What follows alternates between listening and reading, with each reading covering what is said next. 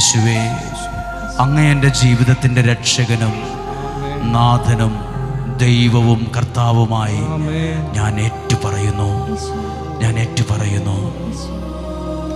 ഒരു മെഴുകുതിരി ഉരുകുന്നത് കാണാൻ പറ്റും, എന്നാൽ ഒരു മനുഷ്യൻ സങ്കടം കൊണ്ടുരുകുന്നത് കാണാൻ കഴിഞ്ഞു എന്ന് വരില്ല.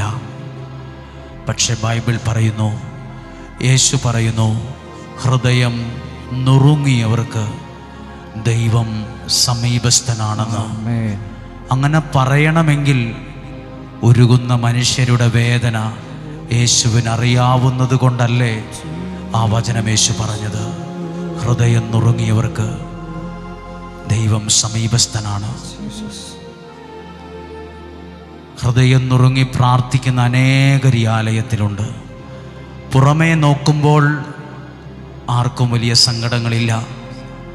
പക്ഷേ അവരുടെ ഹൃദയത്തിൻ്റെ താളുകൾ മറിക്കുമ്പോൾ ആ താളിൽ മുഴുവൻ സങ്കടങ്ങളുടെ ഒരു കൂടാണ്.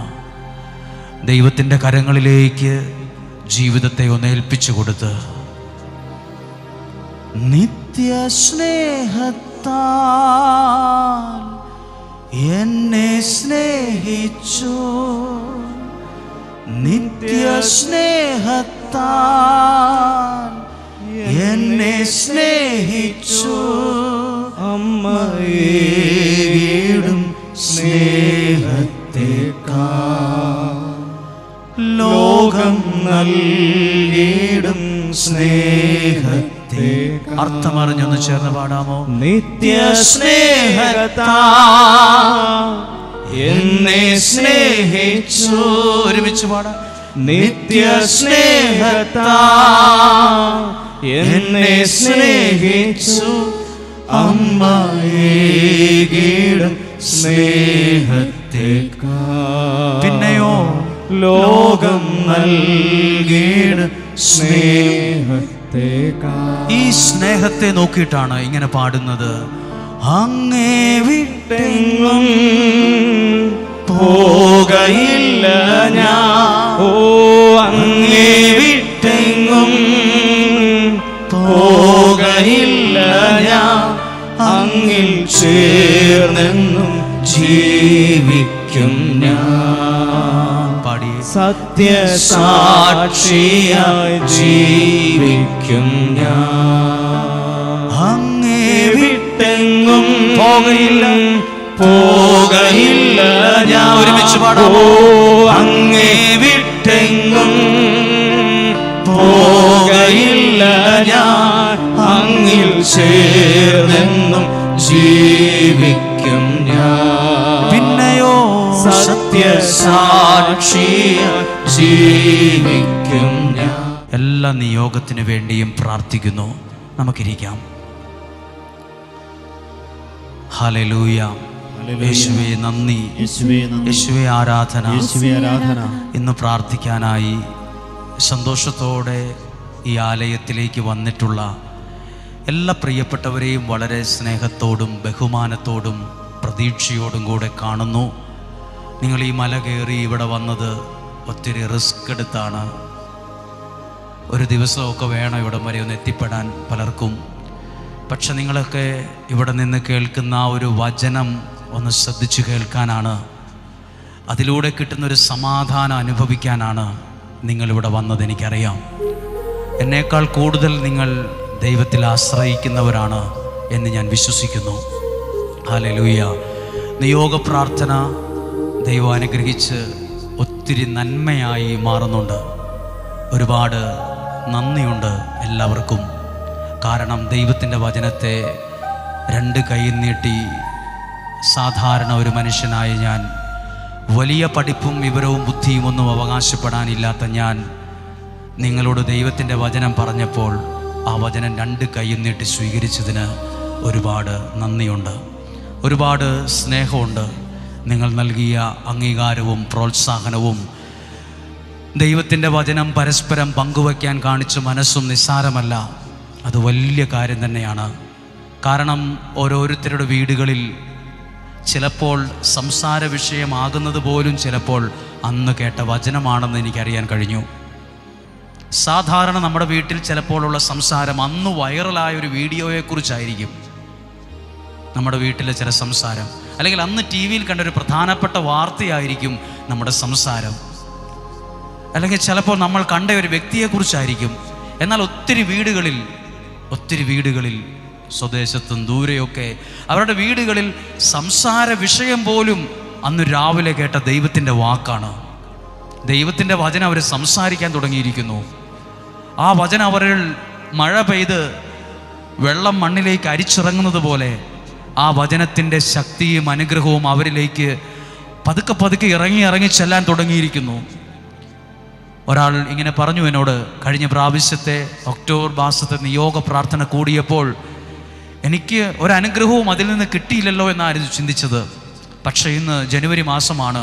ഞാൻ അന്ന് വച്ച് പ്രാർത്ഥിച്ച നിയോഗത്തിനൊക്കെ എൻ്റെ ജീവിതത്തിൽ അനുഗ്രഹം വരാൻ തുടങ്ങിയതും അനുഭവിക്കാൻ തുടങ്ങിയതും ഈ ജനുവരി തൊട്ടാണ്, അല്ല ഡിസംബർ അവസാനം തൊട്ടാണ്. ഇന്ന് പ്രാർത്ഥിക്കുന്ന പ്രാർത്ഥനയ്ക്ക് ഇന്ന് മറുപടി കിട്ടിയില്ലെങ്കിലും നല്ല വിശ്വാസമുണ്ട്. എൻ്റെ മുമ്പിൽ തുറന്നു വച്ചിരിക്കുന്നത് ലൈബ്രറിയിൽ നിന്ന് എടുത്തുകൊണ്ട് വന്ന ഒരു പുസ്തകമല്ല. ഇത് ഏതാണ്ടൊക്കെയോ എഴുതിയിരിക്കുന്ന ഒരു പുസ്തകവുമല്ല. ഇത് ഏതാണ്ടൊക്കെയോ കഥകളുടെ ഒരു സമാഹാരവുമല്ല. ദൈവവചനം പറയുന്നു, ആദിയിൽ വചനമുണ്ടായിരുന്നു, വചനം ദൈവത്തോടു കൂടെയായിരുന്നു, ആ വചനം ദൈവമായിരുന്നു. ആ വചനമാണ് എൻ്റെ മുമ്പിൽ തുറന്ന പുസ്തകം പോലെ ഇരിക്കുന്നത്. നിങ്ങളോട് ഞാൻ ഈ തുറന്ന പുസ്തകത്തിൻ്റെ മുന്നിൽ പറയാൻ കഴിയും, ഈ ദൈവം നിങ്ങളെ അനുഗ്രഹിക്കാതിരിക്കില്ല. ഈ വചനം നിങ്ങളുടെ ജീവിതത്തിൽ ശക്തിയായി മാറാതിരിക്കില്ല. ഈ വചനം നിങ്ങളുടെ ജീവിതത്തിൽ സൗഖ്യമാകാതിരിക്കില്ല. ഈ വചനം ഒരു കഥകളുടെ സമാഹാരമോ ഏതാണ്ടൊക്കെയോ എഴുതി വച്ചിരിക്കുന്ന കുറെ താളുകളോ അല്ല. അത് നിങ്ങളിൽ പ്രവർത്തിക്കുന്ന ദൈവത്തിന്റെ ശക്തി അതിലുണ്ട്. തകർന്നു പോയ അനേകർ ജീവിതത്തിൽ കയറി വന്നത് ഈ ശക്തി അറിഞ്ഞിട്ടാണ്. പരാജയപ്പെട്ട പലരും ഇപ്പോൾ വിജയത്തിലേക്ക് കാലെടുത്തു വെച്ച് ഓരോ കാര്യങ്ങൾ മുന്നോട്ട് നീങ്ങുന്നത് ഈ ശക്തി അറിഞ്ഞിട്ടാണ്. ഈ ശക്തി നിങ്ങളെ തൊടും, ഈ ശക്തി നിങ്ങളെ എഴുന്നേൽപ്പിക്കും, ഈ ശക്തി നിങ്ങൾക്കൊരു പുതിയ ജീവൻ തരും എന്ന് പറഞ്ഞേ ഹല്ലേലൂയ. ഹല്ലേലൂയ. ഒരു കരം ഉയർത്തി ചേർന്ന് പറയാമോ? Hallelujah, hallelujah, hallelujah, hallelujah, hallelujah. പ്രിയപ്പെട്ടവർ, ഇന്ന് ദൈവവചനത്തിലേക്ക് വരുമ്പോൾ ഒരു വചനം വളരെ ശ്രദ്ധയോടെ നിങ്ങളുടെ മുമ്പിൽ കൊണ്ടുവന്ന് പ്രാർത്ഥിക്കാൻ ആഗ്രഹിക്കുന്നു. അത് പുറപ്പാട് പുസ്തകം 15-ാം അധ്യായം 22 മുതലുള്ള വാക്യങ്ങളാണ്. പുറപ്പാട് പുസ്തകം 15-ാം അധ്യായം 22 മുതൽ. നിങ്ങളെല്ലാവരും ഒരു നിയോഗത്തിലാണ് പ്രാർത്ഥിക്കുന്നത്. ഇന്ന് കേൾക്കുന്ന വചനത്തിനും ഇതിനോട് വളരെ ബന്ധമുണ്ട്. എൻ്റെ കയ്യിൽ ഇന്ന് 6 മണി മുതൽ ആളുകൾ തന്ന ഓരോ നിയോഗവുമാണ് ഈ സാധാരണ ബക്കറ്റിൽ ഇരിക്കുന്നത്. അത് ഞാൻ ദൈവത്തിൻ്റെ കരങ്ങളിലേക്ക് കൈമാറുന്ന പ്രാർത്ഥനയുടെ സമയമാണിത്. എനിക്ക് ഈ നിയോഗത്തിൽ ചെയ്യാൻ കഴിയുന്നത് നോക്കിക്കൊണ്ടിരിക്കാൻ പറ്റും, കണ്ടോണ്ടിരിക്കാൻ പറ്റും. ഇതൊക്കെ എനിക്ക് പറ്റത്തുള്ളൂ. ഒരാളുടെ സങ്കടത്തെ നമുക്ക് നോക്കിക്കൊണ്ടിരിക്കാൻ പറ്റും, എന്തെങ്കിലുമൊക്കെ പറഞ്ഞുകൊണ്ടിരിക്കാൻ പറ്റും. പക്ഷേ ഇതിൽ ഇടപെടാൻ കഴിയുന്നത് ദൈവത്തിന് മാത്രമാണ്. ദൈവത്തിന് ഈ വിഷയത്തിൻ്റെ മേൽ കണ്ടോണ്ടിരിക്കാനും കേട്ടോണ്ടിരിക്കാനും മാത്രമല്ല. നിങ്ങൾ ബൈബിൾ ശ്രദ്ധിച്ചിട്ടുണ്ടോ? ഒരാൾ ദൈവത്തോടൊരു സങ്കടം പറഞ്ഞാൽ യേശു ആ വ്യക്തിയെ നിസ്സംഗതയോടെ നോക്കി നിൽക്കുന്ന ഒരു ചിത്രം ബൈബിളിൽ എവിടെയും കാണില്ല. പിന്നെയോ ആ വ്യക്തിയുടെ പ്രതിസന്ധികളിൽ ഇടപെടുന്ന ഒരു ദൈവത്തെ കാണാൻ പറ്റും. Hallelujah, hallelujah. നമ്മൾ പലരുടെയും വിഷമങ്ങളും പ്രതിസന്ധികളും കണ്ടിട്ട് നിസ്സംഗതയോടെ നോക്കി നിൽക്കും. നമുക്കത്രേ പറ്റത്തുള്ളൂ. പക്ഷെ ദൈവം നിസ്സംഗതയോടെ നോക്കി നിൽക്കുന്നവനല്ല. ആ വിഷയത്തിൽ ആ വ്യക്തിയെ സഹായിക്കും, ആ വ്യക്തി അവിടെ നിന്ന് എഴുന്നേൽപ്പിക്കും. ഹല്ലേലൂയ. ഒന്ന് ചേർന്ന് പറഞ്ഞേ ഹല്ലേലൂയ. സ്വരം ഉയർത്തി പറയാമോ? Hallelujah, hallelujah. ഇന്ന് വചനം കേൾക്കുന്നതിന് മുമ്പ് ഒരു കാര്യം പ്രാർത്ഥിക്കണം. ദൈവമേ, എന്നെ ഇന്ന് അനുഗ്രഹിച്ചു എന്നതിന് ഒരടയാളം തന്നിട്ട് എന്നെ പറഞ്ഞു വിടാവുള്ളൂ. മനസ്സിൽ പ്രാർത്ഥിക്കാമോ? ദൈവമേ, എന്നെ അനുഗ്രഹിച്ചു എന്നതിന്, എൻ്റെ കുടുംബത്തെ അനുഗ്രഹിച്ചു വിടുവിച്ചു എന്നതിന് ഒരടയാളം തന്നിട്ടേ പറഞ്ഞു വിടാവുള്ളേ. ഹല്ലേലൂയ. വചനത്തിലേക്ക് വരികയാണ്. പുറപ്പാട് പുസ്തകം 15-ാം അധ്യായം 22 മുതലുള്ള വാക്യങ്ങൾ ശ്രദ്ധയോടെ കേൾക്കുന്നു. മോശ ഇസ്രായേൽക്കാരെ ചെങ്കടലിൽ നിന്ന് മുൻപോട്ട് നയിച്ചു. ഒരു കുടുംബനാഥനെ പോലെ, ഒരു നേതാവിനെ പോലെ മോശയുടെ ചിത്രം ബൈബിൾ പറയുന്നു. മോശ ഇസ്രായേൽക്കാരെ ചെങ്കടലിൽ നിന്ന് മുൻപോട്ട് നയിച്ചു. അവിടെ മുൻപോട്ട് എന്നൊരു വാക്കുണ്ടോ? എൻ്റെ ബൈബിളിലുണ്ട്, നിങ്ങളുടെ ബൈബിളിലുണ്ടോ എന്ന് നിങ്ങൾ വീട്ടിൽ ചെല്ലുമ്പോൾ നോക്കണം. മുൻപോട്ട്. ഇവിടെ ഈ വചനം കേട്ടുകൊണ്ടിരിക്കുന്ന ഓൺലൈനിലൂടെയോ മീഡിയയിലൂടെയോ ലോകത്തിൻ്റെ ഏതൊരു രാജ്യത്താണ് ഈ വചനം കേൾക്കുന്ന നിന്നോട് ദൈവത്തിന് പറയാനുണ്ട്, നിന്റെ കുടുംബത്തെ മുന്നോട്ട് നയിക്കേണ്ട ആളാണ് നീ. അതെങ്ങനെ എനിക്ക് മനസ്സിലായി? അത് ദൈവം എന്നോട് പറഞ്ഞു. ഈ വചനം കേൾക്കുന്ന ഒരു ഭർത്താവ് എന്ന നിലയിൽ, ഭാര്യ എന്ന നിലയിൽ, ഒരു യുവാവ് യുവതി എന്ന നിലയിൽ ഈ ഡ്യൂട്ടിയാണ് നിങ്ങൾക്ക് ദൈവം തന്നിരിക്കുന്നത്. നിന്നെ ഏൽപ്പിച്ചവരെ മുന്നോട്ട് നയിക്കണം. എങ്ങോട്ട് നയിക്കണം? മുൻപോട്ട്.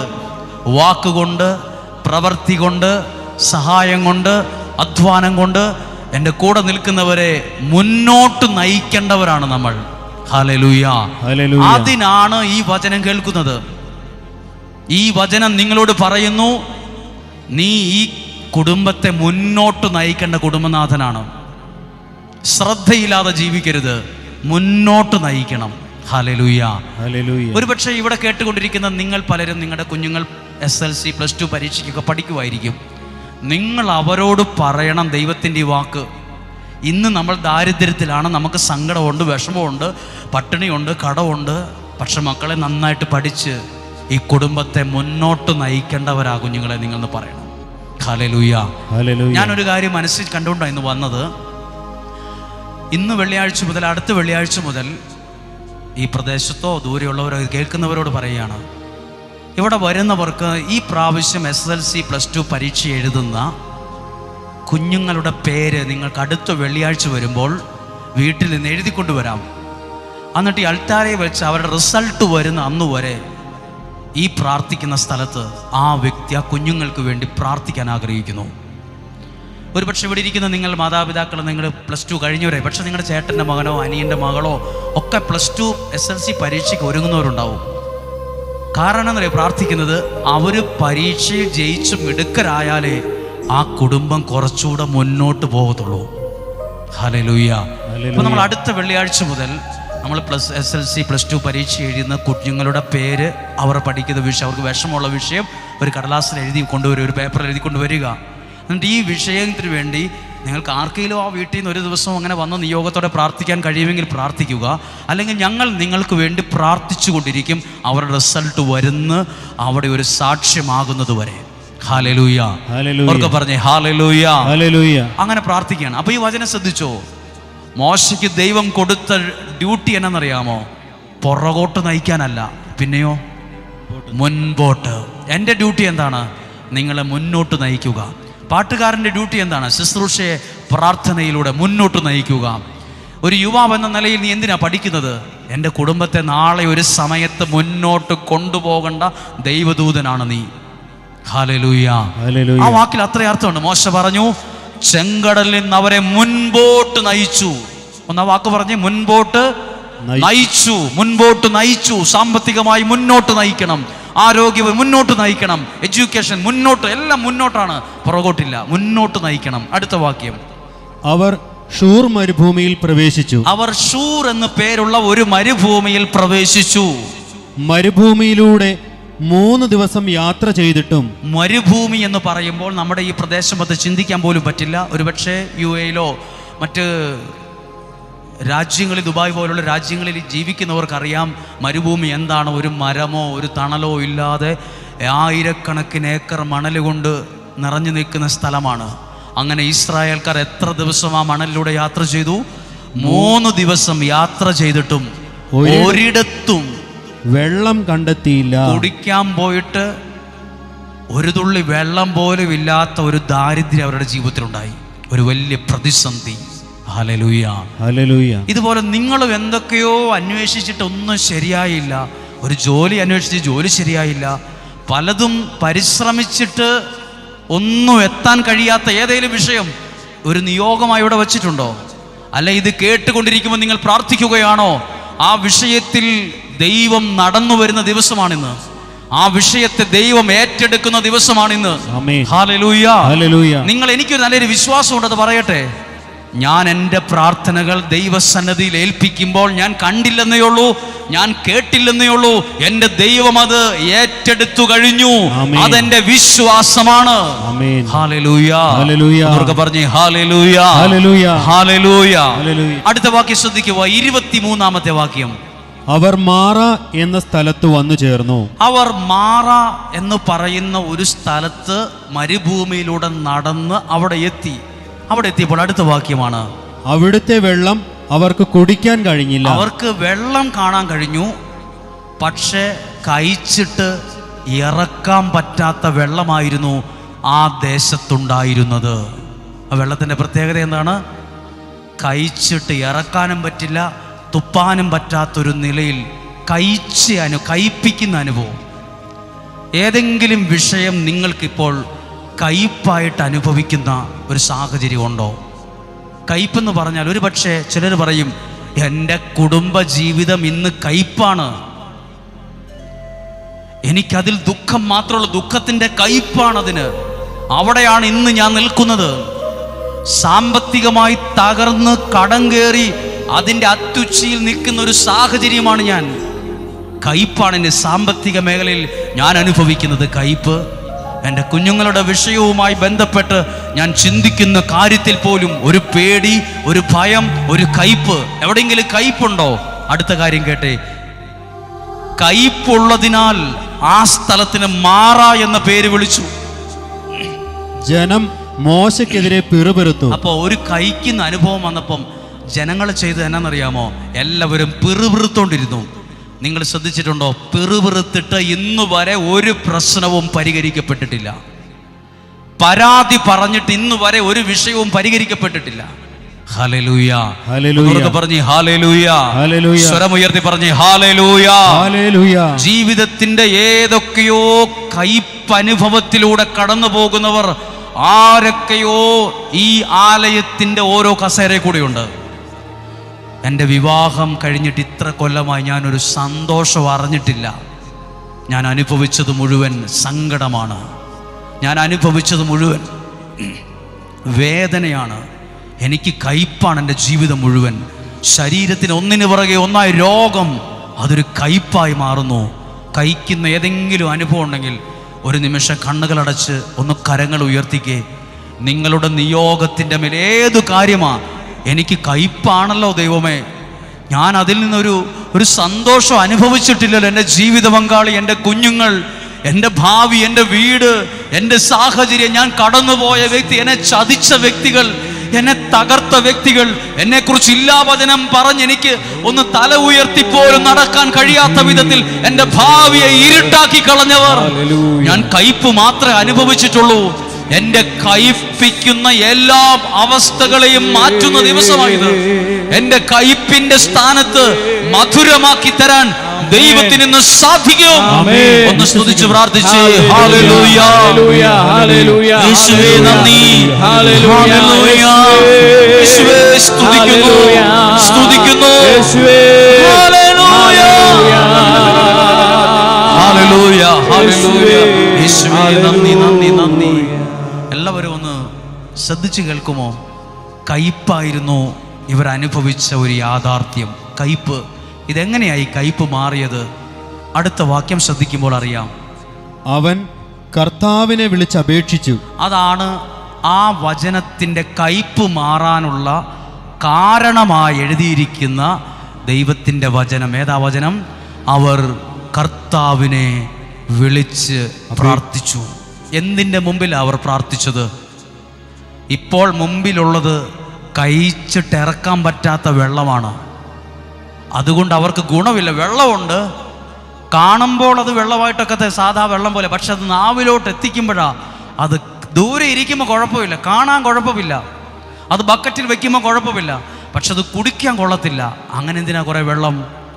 ആ പ്രതിസന്ധിയുടെ സമയത്ത് എന്താ അവർ ചെയ്തെന്ന് ഒരിക്കൽ കൂടി ഒന്ന് വായിക്കാമോ?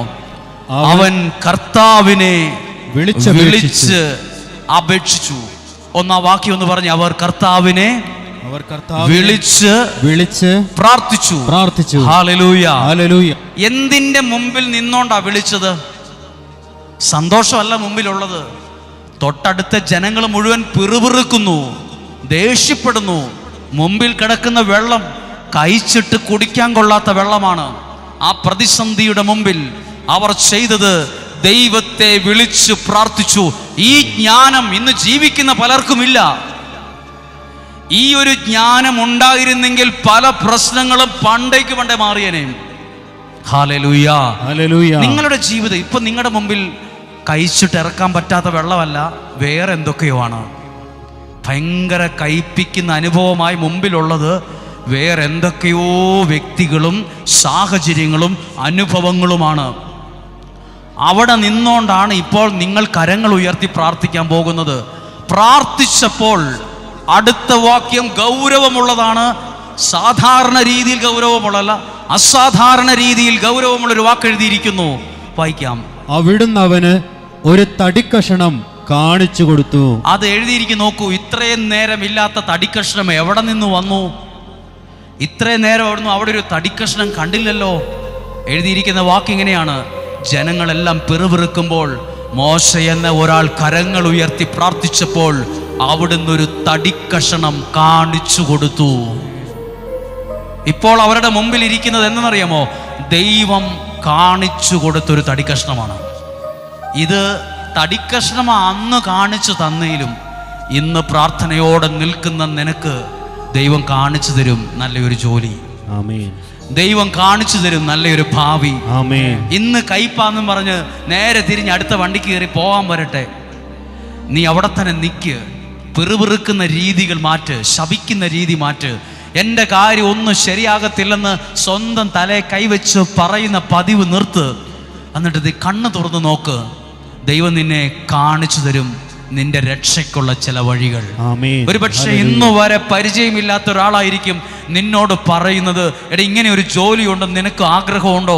അത് ദൈവം നിന്നെ കാണിച്ചു തന്ന തടിക്കഷ്ണമാണ്. എൻ്റെ കുടുംബജീവിതം മുന്നോട്ട് പോകത്തില്ലെന്ന് എനിക്ക് മനസ്സിൽ പലവട്ടം തോന്നിയതാണ്. അപ്പോഴാണ് പ്രാർത്ഥിക്കുന്ന ഒരു മനുഷ്യൻ ഞങ്ങൾക്ക് വേണ്ടി പ്രാർത്ഥിച്ചത്.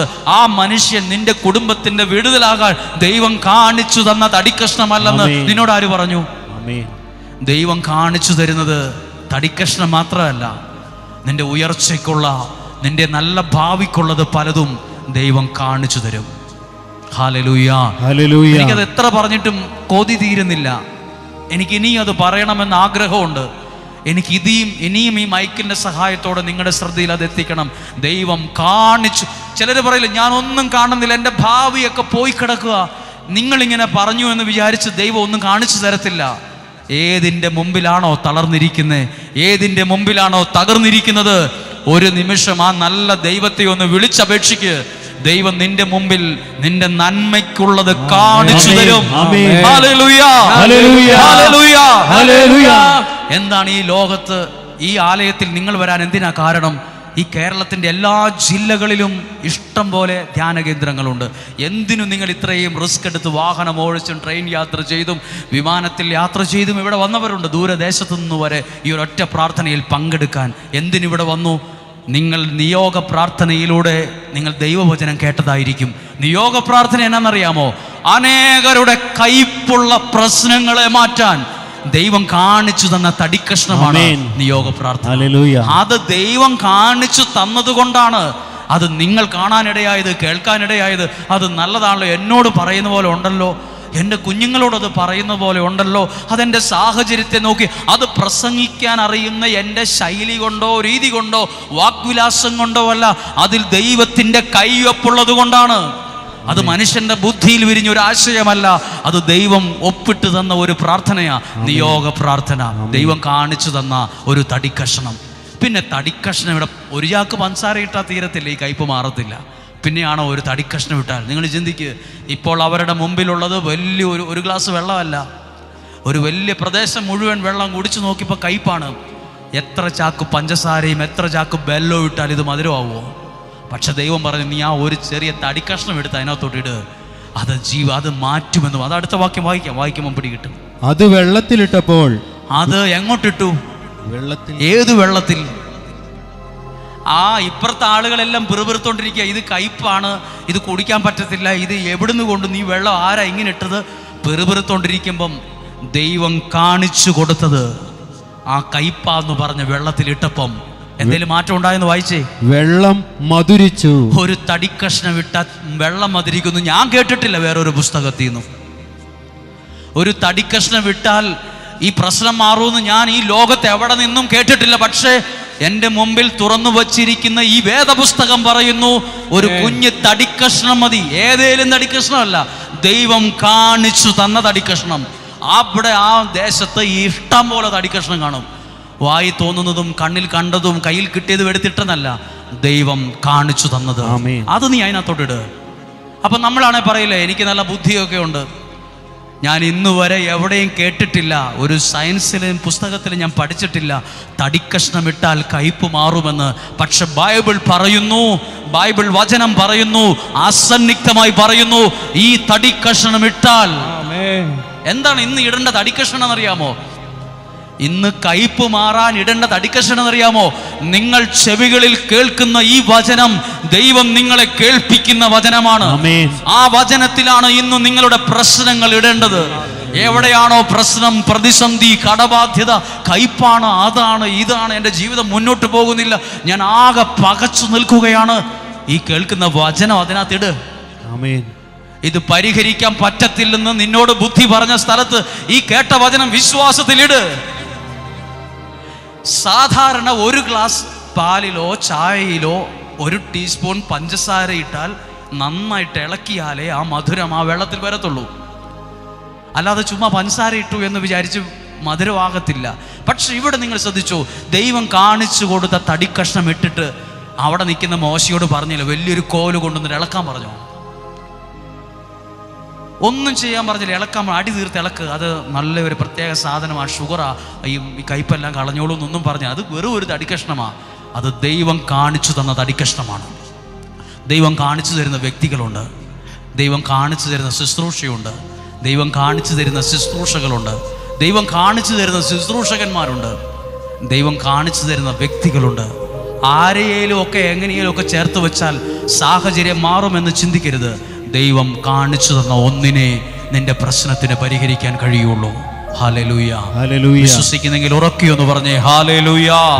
ചേർന്ന് പറഞ്ഞേ ഹല്ലേലൂയ. അടുത്ത വാക്യം ഒന്ന് ശ്രദ്ധിച്ചു കേൾക്കുകയാണ്. 25-ാമത്തെ വാക്യം ഒന്നും കൂടെ വായിക്കുകയാണ്. അവൻ കർത്താവിനെ വിളിച്ചപേക്ഷിച്ചു, വിളിച്ചങ്ങോട്ട് പ്രാർത്ഥിച്ചു.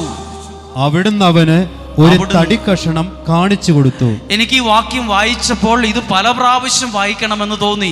അവിടുന്ന് അവനെ ഒരു തടിക്കഷ്ണം അവിടെ കിടക്കുന്നത് കാണിച്ചു കൊടുത്തു.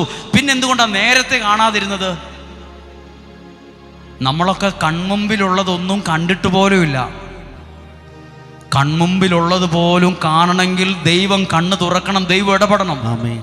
ഹല്ലേലൂയ. ഹല്ലേലൂയ. കാനായിലെ വീട്ടിൽ വെള്ളമാണ് വീഞ്ഞാക്കിയത്. ആ വെള്ളം ടാങ്കറിന് കൊണ്ടുവന്നതാണോ, ഇനി അപ്പുറത്ത് മോട്ടോർ വെച്ച് അപ്പുറത്തെ വേറൊരുത്തൻ്റെ പറമ്പിൽ നിന്ന് അടിച്ച് കയറ്റി കൊണ്ടുവന്നതാണോ, അതോ അവരുടെ വീടിൻ്റെ മുറ്റത്തുനിന്ന് കോരിയതാണോ? എവിടുന്ന ഈ വെള്ളം?